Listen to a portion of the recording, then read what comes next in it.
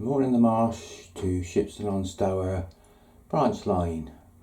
Total length 9 miles, and from the map you'll see I've split the track into 3 zones: red, blue and green. That's more to do with me colour coding various photographs to make sure I've got the right photograph in the right place.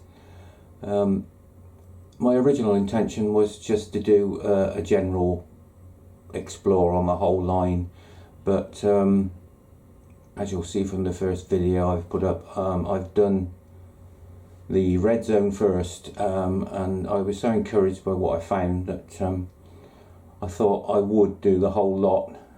It's going to take a little while, but there's not a lot of infrastructure left, but if you walk the line in the winter, it's a lot more accessible. There's a lot of vegetation died down. So that's it for the moment. I say the first video will be Stretton station crossing up to Longdon Road station.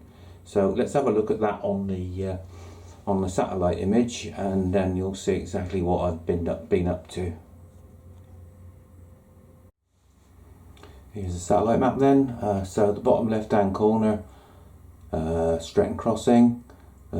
Crossing's obviously no longer there. That's on the A429 Foss Way, and then you follow the white arrows across to the sort of northwest. Crosses to B4035, and up in the top right hand corner is Longdon Road station. The white dots along the route are places I've stopped to film, and you'll see all those on this video. So that's it. It's quite an interesting section of the line, this one. So without further ado, we'll head for Stretton crossing.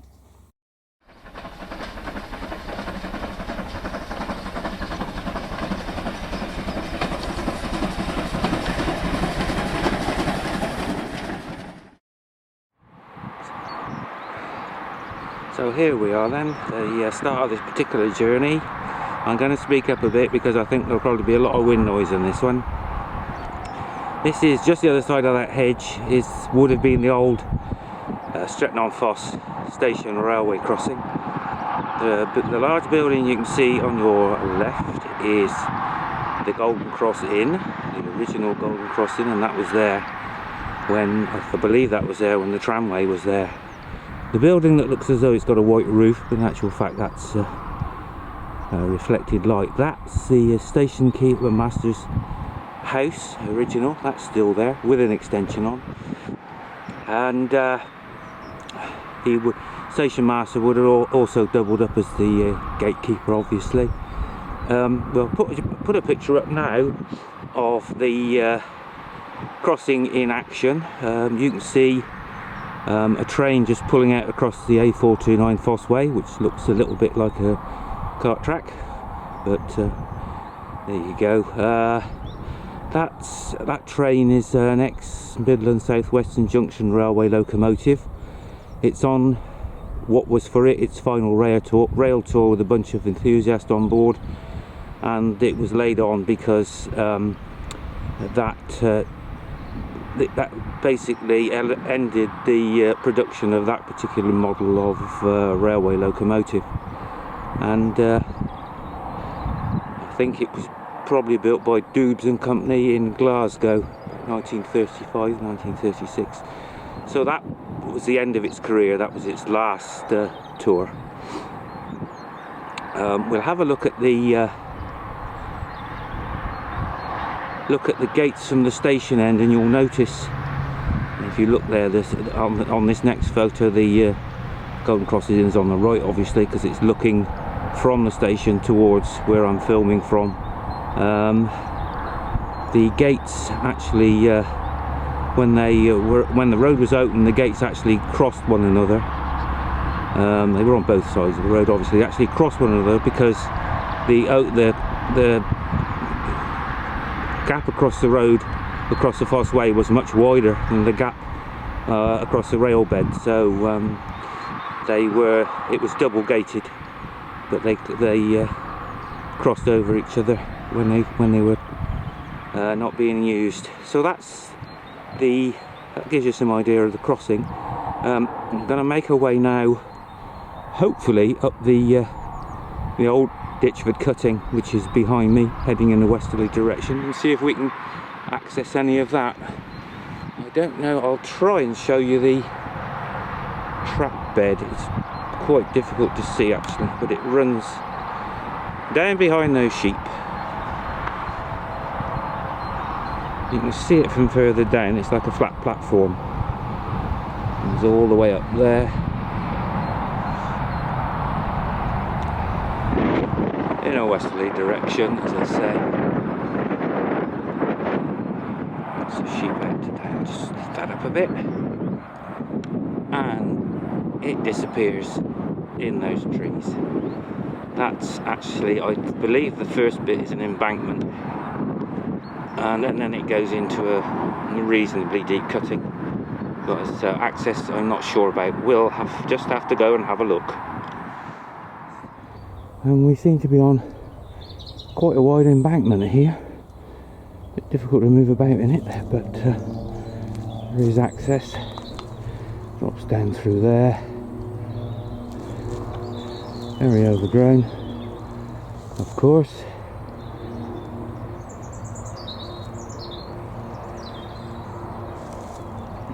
One or two dead sheep scattered around.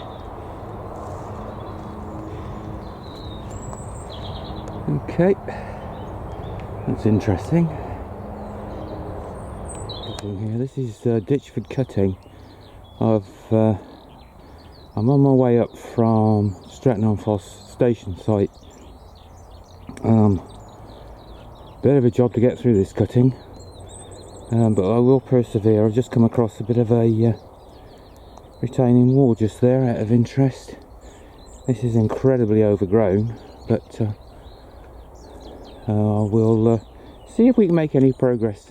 The view then, that looks to me as if it might be a drainage channel. It's definitely not a collapsed building, and it doesn't look like a retaining wall either. A lot of stone laid down the bank to the track bed. There's yet another view up the cutting. You can see how overgrown it is. Bit of a problem to get through, but we'll persevere, see how far we can get. Another retaining wall on that side.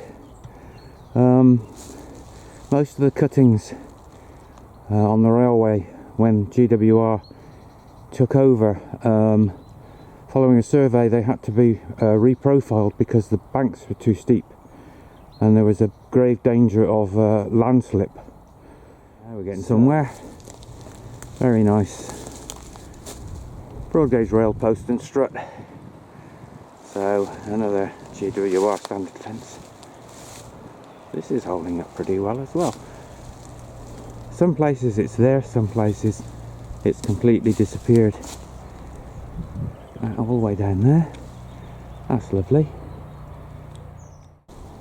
Quarter sawn sleepers. All the line wires intact. One was off along there. Great stuff. If I zoom in a little bit, you can see that post and rail up there. There's actually a footpath cuts across there. I don't know where that comes from. Must be somewhere up on the B4035. But as I drove in, I couldn't see any footpath signs. Doesn't mean to say there isn't a footpath, of course. So there you are. Once you walk across here, that might be a shortcut to the railway. And from the steps then, I look west up the cutting. Starting to taper out a little bit now, and I suspect very soon it's going to disappear altogether. We're just starting to lose the feature now as we get closer to the next road. You also notice that the railway fence has disappeared as well. So whether they didn't bother to fence that, I don't know. But there's nothing, not a post, no wire, seems to have completely disappeared, and the cutting as was now is almost levelled out up to ground level. It's completely disappeared just now, just a very wide hedge.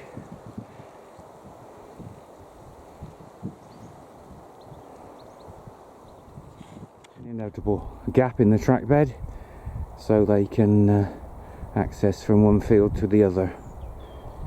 See the continuation just across there. We'll walk over there and have a look at the next interesting item. So the track bed now swings round to the right,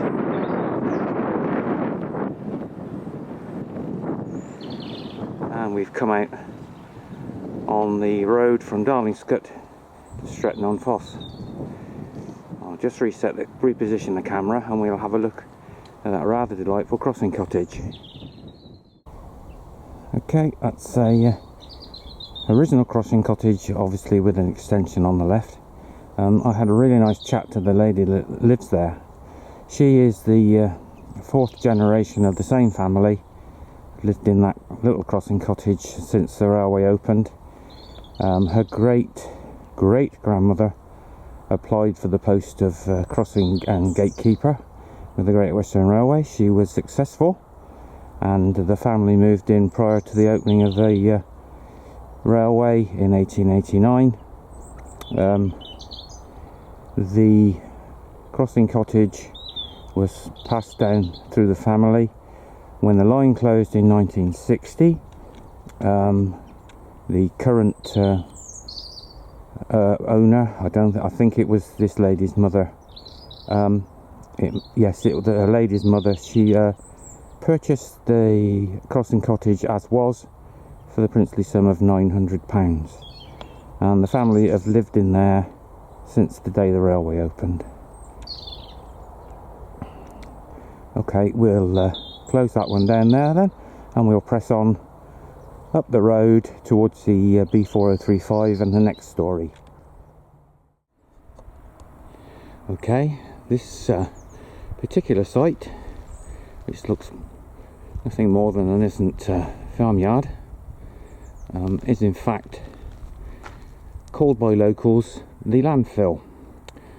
And when the Great Western Railway navvies arrived to do upgrade work here in 1882, they came across the what is known as the tunnel. In actual fact, it's a railway bridge, a brick bridge, but the opening, the arch underneath it, is only, or was only, big enough to take a horse and a single tramway wagon. So they had to set to work, and over the next 5 years, in 1887, they built a rather magnificent red brick bridge, complete with a nice deep cutting, which extended on the other side of the bridge as well. So there you are. That's completely, obviously gone missing. There's nothing at all left of it. We'll just cross the main road if I can, and have a look at the other side at what was Tunnel Wharf. Wharf as in that's canal speak for a goods yard. I doubt there's anything left of that, even buildings, but we'll have a little look. So this is the other side of the upgraded railway bridge, as was. And this flat area, I suspect, is all landfill, because the cutting would have extended on this side of the bridge as well. For how far, I don't know. But if you look down through there, you may not be able to see this. There's a house down there, there's buildings down there, and I suspect Tunnel Wharf was somewhere down where those buildings are now. I think there was, from what I've seen of an old map, there was like a shed or a bit of a warehouse thing just on this side of the road, and then very little else apart from flat ground and sidings, presumably. So there we are. That's Tunnel tunnel wharf, the road bridge tunnel, as they called it then, and the upgraded brand new railway bridge. And I just pulled over at random to have a look at this particular piece of embankment, and lo and behold, what do I find? Certainly the influence of the Great Western Railway. A Mr. Brunel broad gauge rail used as a post and as a strut. One of our old faithfuls. I'm really pleased to find that, because the fencing on this particular branch line is iffy. In some places there's none at all, in other places it's concrete, but to find that one, that confirms the GWR presence. Very nice. And atop one of the what I'd call fairly typical embankments. It's quite a steep one, this one, quite high, and onto the top.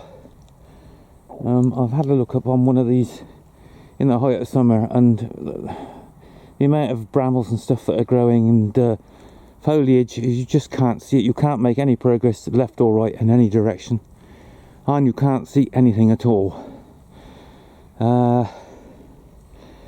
Seems to be a various amounts of substrate used in this construction. You can see down there's some stone. That looks like the sort of stone they built revetment walls out of, red brick, and quite a lot. Let's pan round onto that. Quite a lot of what looks to me like iron slag. In fact, there's an awful lot of it lying around. So, yeah, variable substrates in the embankment. Have a quick look on top. Actually quite wide, this is.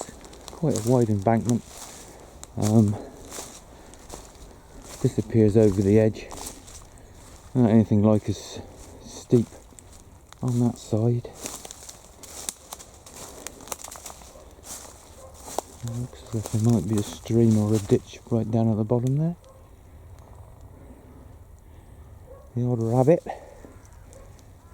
So there, that's it. As I said, that's a fairly typical embankment.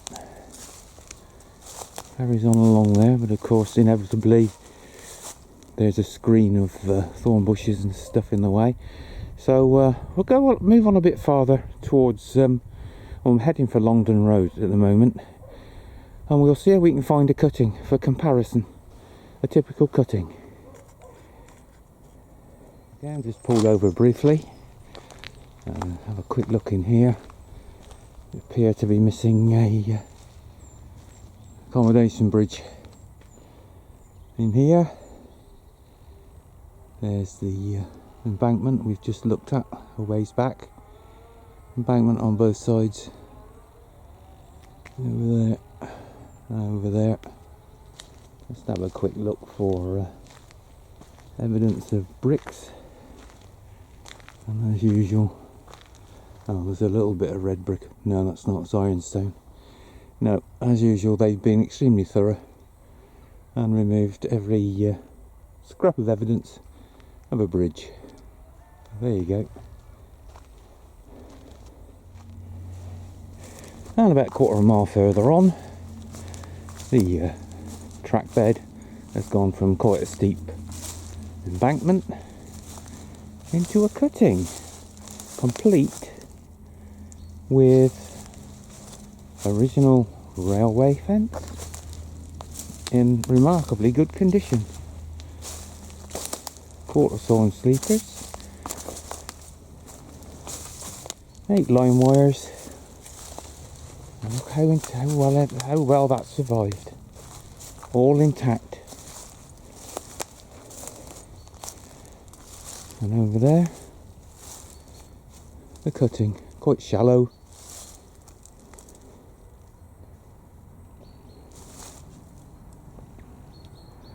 Heavily overgrown with trees, of course. Yeah, that's nice. There you go.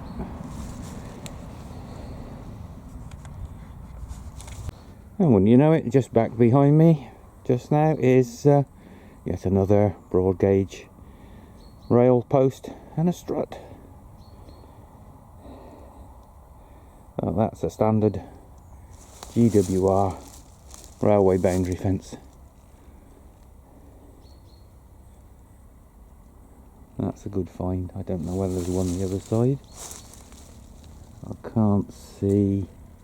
Oh, there is. It's not in anything like as good condition as this one, this side.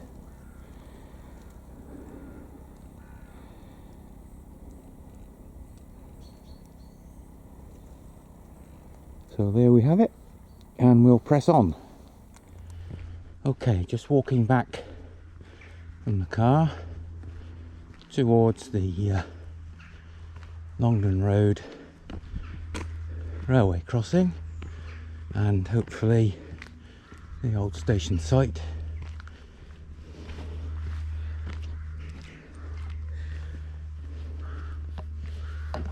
Look at the picture now.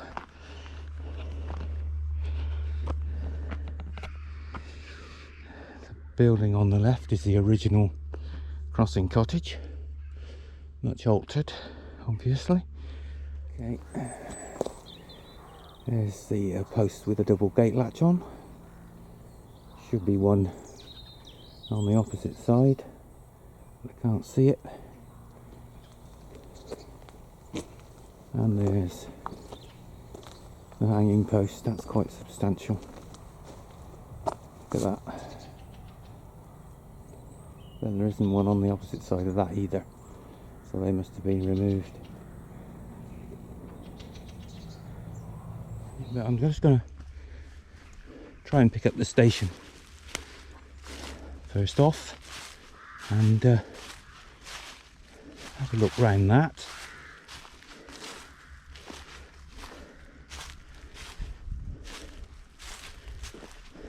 So I don't think there's a lot of infrastructure left on this old railway, but in this instance there is some. Also a lot of rabbit holes, so I'm going to have to watch my footing here.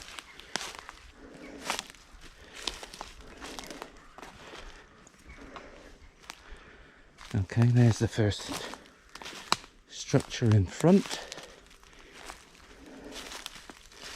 That's just about all collapsed. You can see that. I'll switch to the handheld camera and we'll have a closer look at that. So what do we have then? There's an arch. That must be an exit or entry point, I would imagine. Extensive bracing. I don't know if you can see that rod across below the arch. That's a brace. That's to stop the whole lot just falling apart. Red brick and blue brick construction across there. You can see that the sun's really awkward at the moment. That's more bracing of the walls. Stop the walls parting company and falling over. There's another arch in there. And I'm presuming that's an entry and exit point. More bracing on that. The whole thing is braced to the high heavens. There's a quite a heavy concrete fillet on the top of that wall.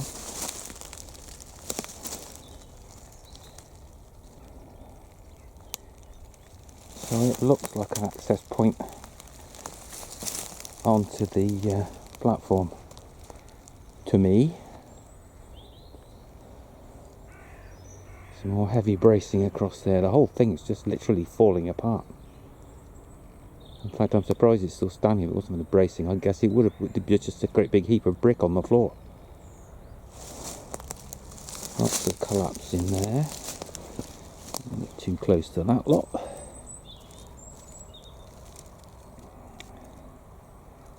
That's all fallen down.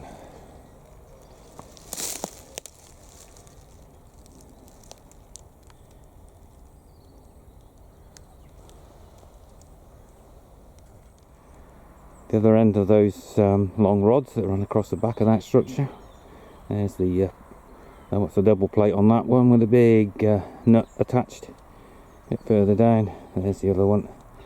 That's a traditional, like an S shape, got a little plate on and another big nut. So that's what all those they look like cables, but in actual fact they're metal rods, threaded metal rods, and they're there to basically stop the building falling over.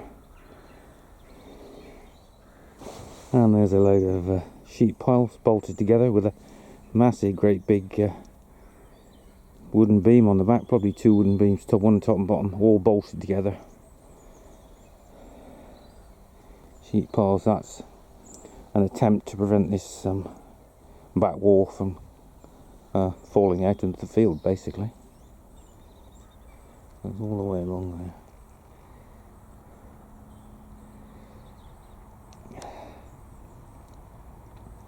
Such a shame to see it all in a state of collapse. This is like retaining walls here, look, all the way along here. And here as well, you see another one. There's another retaining wall.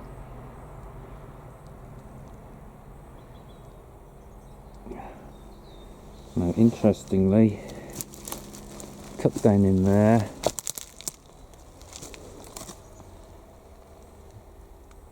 is that arch. I don't know if you can see that there. Now the question is there a footpath up the back of the station in between that wall and that wall? And that seems pretty likely to me. It's all collapsed, obviously, all fallen in. So there's probably some steps in there, unless they've collapsed as well. But that definitely exits whatever that structure is there and comes back along this way towards the Shipston end of the platform. Interesting. Pretty substantial concrete posts here. That one's got gate hooks on, this one's got gate hooks on. So that was obviously gated. Another one there. Not quite sure why they're close together like that. That one got gate hooks on as well. Have a look. No, it's got a wooden post. Okay, so that suggests there was a wooden fence across here, across the top of this wall. Okay.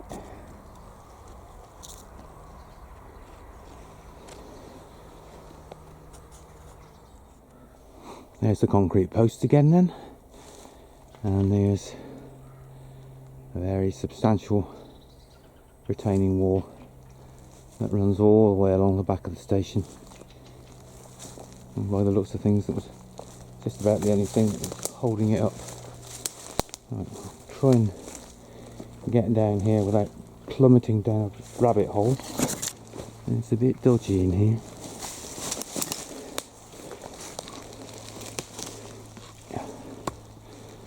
Still on the retaining wall, and it's got a lot higher. We're looking at about 15 feet now to the top, and the ivy's not doing that any favours.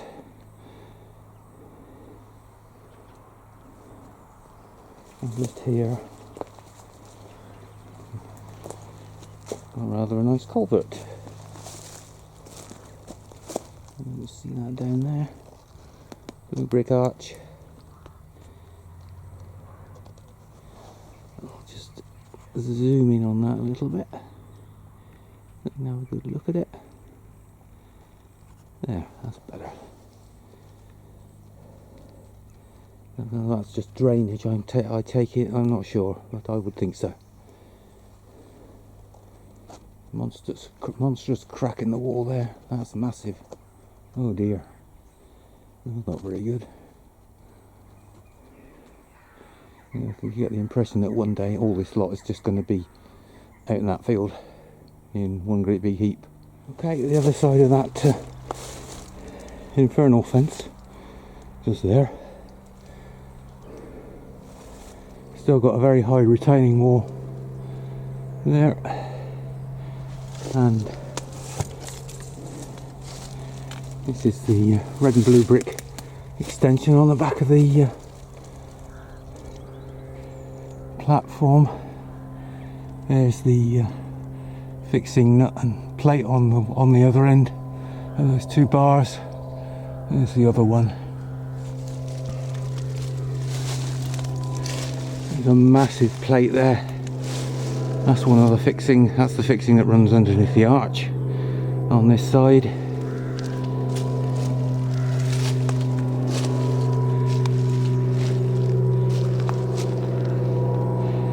There's the 2 large metal rods.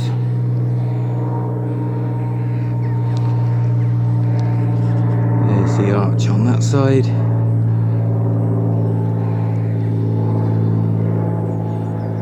Going out to the Shipston end of the platform. There's a lot of stuff in there. Must be dirt as well. And there's the arch to the other end. And it looks to me increasingly like that's an access footpath along the back of this high retaining wall onto the platform from the road. That's what I think anyway. But what stood on top of it? Station or permanent way hut? That we don't know.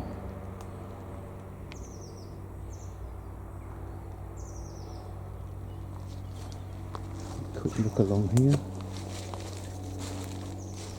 There's the other rod underneath the arch. Look, and move round the corner. There's another enormous plate on the end of it with a nut on. And there's yet another arch there. Or part of them. I'm going to have to move around, the sun's in the way. There. There's another arch there.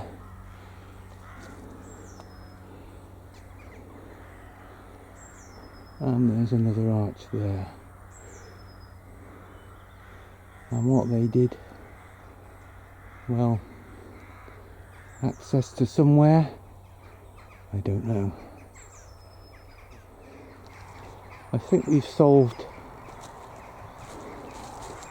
the mystery of that arch and that arch. And then again, you have to ask yourself, that many arches in a very small building, is it any surprise it's possibly looking the worse for wear and needed tying together? I don't know, another question to answer. Yeah, the sheet piles then from the outside. I'll just zoom back out so you can have a look at them. Going all the way down there, and increasingly looking as though they're under a bit of duress. Okay, having attempted to decipher the add-on to the back of the platform with all the arches, I've moved to the Shipston end of the platform where it tapers down, and I'll put this picture up now. This is the first historical picture, and the first thing you notice straight away is that the railway track turns to the right about halfway up the platform. As a consequence, the platform turns to the right as well. Now, you can't see through here, but what I'm looking at, or what we should be looking at, is a straight piece of platform, which tells me that at least a third and probably half of the platform is gone. So we'll walk slowly up here. You have the platform on the right hand side.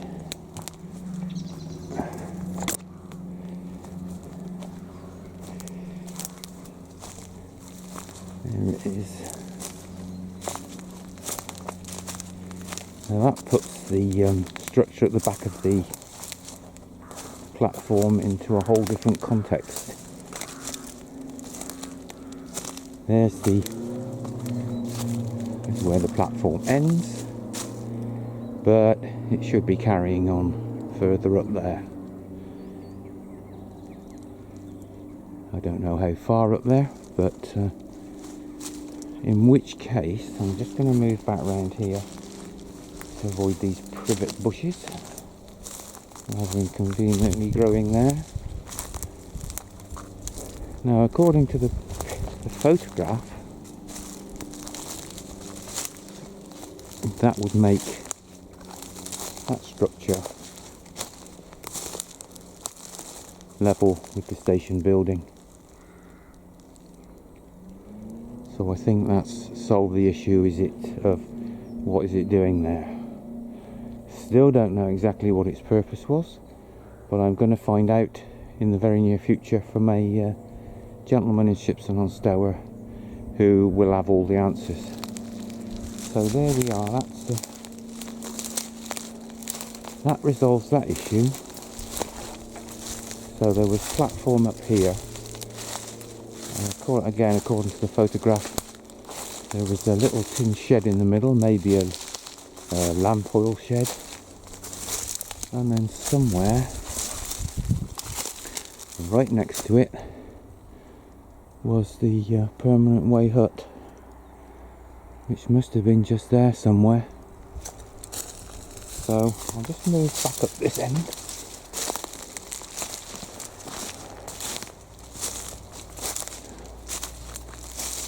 A little ways.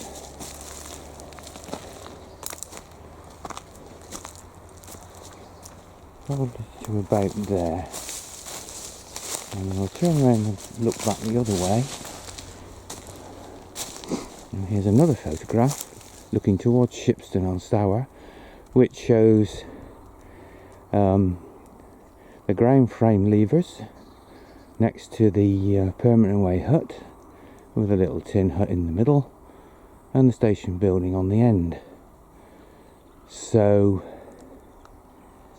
as I say, it's like, this game is like chasing shadows. If you haven't got the photographic evidence or the hard evidence on the ground, it becomes extremely complicated. But there we are. I'm going to say 99% sure that that structure at the back with the arches is something to do with the station building. I'll face back towards the crossing with the original crossing cottage on the left hand side, and we'll put up another picture to show that in context with what was going on in and around it. So behind it, just behind the cottage, you can see the rails of the rail line of the spur coming in from the left. Just next to that brick structure is a horse loading bay or platform, and then the gated area to the right is the blocked off what was originally the tramway branch line into Shipston on STOUR. That was discontinued in about 1900. It might have been used briefly by the steam locomotives, by the GWR, but it wasn't for very long. There were lime kilns up in Newbold on STOUR at the other end of that particular line, but it was rapidly closed down, gated off. And so that's the little crossing cottage in context. And you can also see from that the two posts on the other side of the road, the metal posts carrying the crossing gates, there were two on this side obviously, but opposite one another, so the gates opened in opposition to each other, and they went. So whether they went for scrap, more than likely, or they're probably gracing somebody's front drive even as we speak. So there you have it. That's I hope we've finally solved the issue of what was sitting over the top of that structure with the arches in at the back of the platform, but I will hopefully get some more information on that in the future. I'm going to need to put up a satellite picture for this one. This is the site of the spur added in by the Great Western Railway Company just before the railway opened for steam, passenger and freight in 1889. It left the old tramway, or the railway line, somewhere across there, came across in a loop at this side of the farm. Apparently there was a 1 in 40 gradient on the Moreton end, 2 very tight corners, and then it swung through there and then came into the station behind that fence. And somewhere just there was a tragic accident. The ganger of the permanent way ganger of the line, he was hit by a train coming from Moreton station and tragically killed. Here we are, the site of the spur that bypassed the old tramway and swung around through Longdon station and back down to Shipston. And how many of you spotted the broad gauge rail and strut on that photograph of the crossing cottage? Well, it's still there. There you are. Buried under ivy. It's still there after all that time.